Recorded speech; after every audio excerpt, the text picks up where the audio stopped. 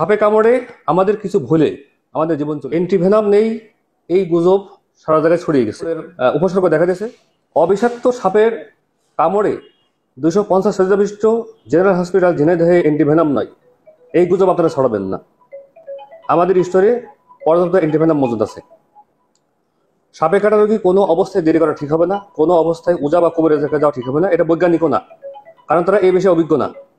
আমাদের এখানে বিশেষজ্ঞ ডক্টর আছেন, মেডিকেল অফিসার আছেন, আসার সাথে সাথেই খুব সুন্দরভাবে ট্রিটমেন্ট হচ্ছে, অ্যান্টিভেনাম পর্যাপ্ত মজুদ আছে। যদি আপনাদের কাছে সাপে কামড়ের পরে এরকম কোনো উপসর্গ দেখা দেয় যে শরীর দুর্বল হয়ে আসতেছে, চোখের পাতা দুটো বুঝে আসতেছে এবং ঘাড় ব্যাকা করছে, তাহলে বুঝবেন যে এটা বিষধর সাপের কামড়। এই অবস্থায় যত তাড়াতাড়ি সম্ভব আপনারা সদর হসপিটালে চলে আসেন। এখানে সুন্দরভাবে চিকিৎসার মাধ্যমে আপনার জীবন বাঁচাতে সক্ষম হবেন। সাম্প্রতিক সময়ে আমরা খবরে দেখতে পাচ্ছি যে দু এক জায়গায় সাপে কামড়ে দু একটা শিশু মারা গেছে। শিশুরা অনেক সময় বুঝতে পারে না, কিন্তু শিশুদের পিতামাতা যদি বোঝে যে না এরকম উপসর্গ হলে সাপে কামড়ে দিতে পারে, বিষধর সাপের কামড় হতে পারে, তাহলেও আপনারা কোনো অবস্থায় ওঝা বা কবিরাজের কাছে যাবেন না, যেটা আমাদের জন্য বিপদ ডেকে আনবে। আমরা যত দ্রুত সম্ভব হসপিটালে চলে আসবো, আমরা বিশেষজ্ঞ চিকিৎসকের সেবা নেব এবং সাপে কামড়ের ট্রিটমেন্ট সুন্দরভাবে করা যায় এটা। আর আমাদের একটা জিনিস মনে রাখতে হবে, কোনো অবস্থায় দড়ি দিয়ে শক্ত করে বাঁধা যাবে না।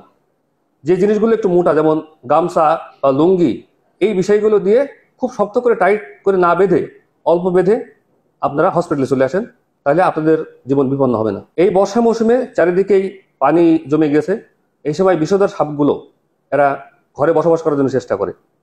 সাপ তো আমরা জানি দুই ধরনের হয়, কিছু সাপ বিষাক্ত এবং কিছু অবিষাক্ত সাপই বেশি। এই জন্য সাপে কামড় দিলেই যে ওঝার কাছে যেতে হবে, এইটা ধারণা করা ঠিক নয়। আপনাদের যদি মনে হয় যে আপনার সাপে কামড়ের উপসর্গ দেখা দিয়েছে, তাহলে আপনার দ্রুত হসপিটালে চলে আসুন। কিন্তু বিষধর সাপ কামড়ালে কোনো অবস্থায় ওঝা বা কবিরাজ আপনাদের কোনো উপকার করতে পারবে না, এবং যত সময় ক্ষেপণ করবেন তত আপনাদের জীবন বিপন্ন হবে। যে আমরা যদি একটু সতর্ক হই এবং শোয়ার সময় যদি আমরা আমাদের খাটের নিচটা দেখে নিই, আমাদের জুতাটা দেখে নিই, এবং যেসব জায়গায় সাপ থাকতে পারে সেগুলো যদি লাইট জ্বালিয়ে আমরা দেখি, তাহলে আমার মনে হয় যে আমরা আগেই সতর্ক হইতে পারবো। এখন যদি বর্ষা মৌসুম গরমের সময় আমরা অবশ্যই মশারি টাঙিয়ে যদি শুই, তাহলে আমরা যে সাপের কামড় থেকে পরিত্রাণ পাইতে পারি।